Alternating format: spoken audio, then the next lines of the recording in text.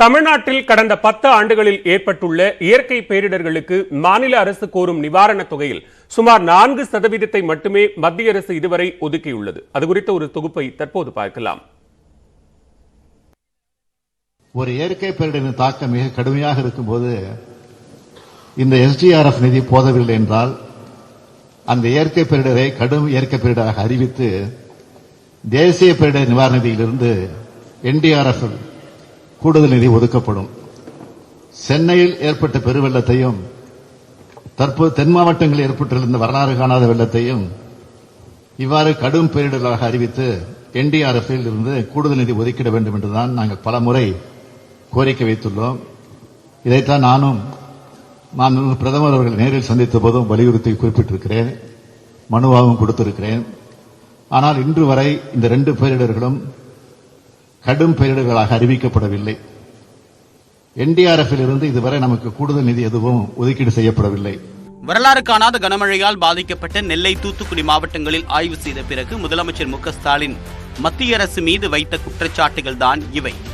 சென்னை தொடங்கி கன்னியாகுமரி வரை கடந்த 8 ஆண்டுகளில் ஏராளமான இயற்கை பேரிடர்கள் தமிழ்நாட்டை பதம் பார்த்துள்ளன. ஒவ்வொரு இயற்கை பேரிடரும் ஏராளமான உயிரிழப்புகளையும் பொருளாதார இழப்புகளையும் ஏற்படுத்தி இருந்தாலும் மத்திய அரசு அவற்றை கண்டு கொள்ளவில்லை என்றே சொல்லலாம்.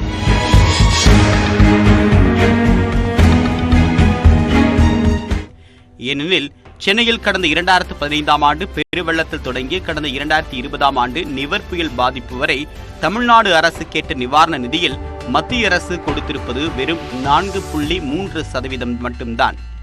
சென்னையில் கடந்த 2015ஆம் ஆண்டு ஏற்பட்ட பெருவெள்ளத்தின் போது ஏராளமான வீடுகள் தண்ணீரில் மூழ்கி லட்சக்கணக்கான மக்கள் தங்களுடைய பொருட்களை இழந்ததோடு சுமார் 200 பேர் தங்கள் இன்னுயிரையும் இழந்தனர். அப்போது வெள்ள நிவாரணம் மற்றும் மறுசீரமைப்பு பணிகளுக்காக 25,912 கோடி ரூபாய் வழங்க வேண்டும் என்று மத்திய அரசுக்கு கோரிக்கை விடுத்தது மாநில அரசு. ஆனால் வெள்ள பாதிப்புகளை பார்வையிட்ட மத்திய குழு அறிக்கை கொடுத்த பிறகும் தமிழ்நாட்டிற்கு மத்திய அரசு கொடுத்ததோ வெறும் 1,738 கோடி ரூபாய் மட்டுமே.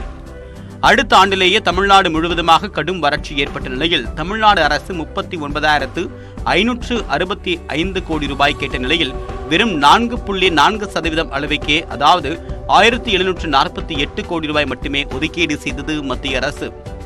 அந்த ஆண்டில் மாநிலத்தின் 2வது பேரிடராக சென்னையை தாக்கி பலத்த பொருளாதார இழப்பையும் உயிரிழப்புகளையும் ஏற்படுத்தியது வர்தா புயல்.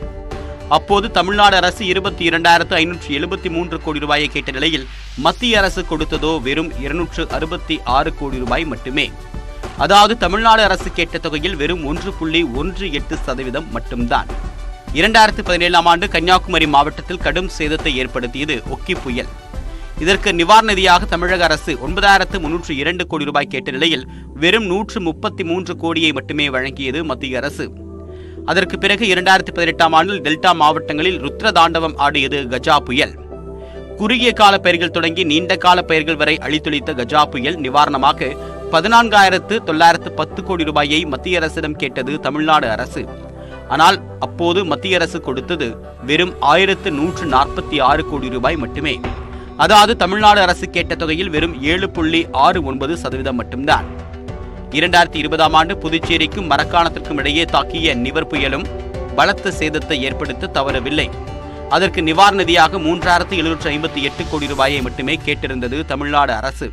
ஆனால் அப்போதும் வெறும் 1.6% அளவுக்கே, அதாவது வெறும் 63 கோடி ரூபாயை மட்டுமே கொடுத்திருந்தது மத்திய அரசு. இவ்வாறு கடந்த 8 ஆண்டுகளில் தமிழ்நாடு அரசு பேரிடர் நிவாரண நிதியாக 1,16,000 கோடி ரூபாய் கேட்டிருந்தாலும் மத்திய அரசு கொடுத்துள்ளதோ வெறும் 5,094 கோடி ரூபாய் தான். இந்நிலையில்தான் சென்னை மற்றும் தூத்துக்குடி, நெல்லை மாவட்டங்களில் ஏற்பட்ட வெள்ள பாதிப்பிற்கு நிவாரணம் மற்றும் மறுசீரமைப்பு பணிகளுக்கு தமிழ்நாடு அரசு கேட்ட தொகையை கொடுக்க வேண்டும் என்று வலியுறுத்தியுள்ளார் முதலமைச்சர் மு.க.ஸ்டாலின். இந்த முறையாவது மத்திய அரசு கொடுக்குமா என்பதுதான் அனைவரின் எதிர்பார்ப்பு. நியூஸ் 18 தமிழ்நாடு தொலைக்காட்சிக்காக பெரிய பத்மநாபன்.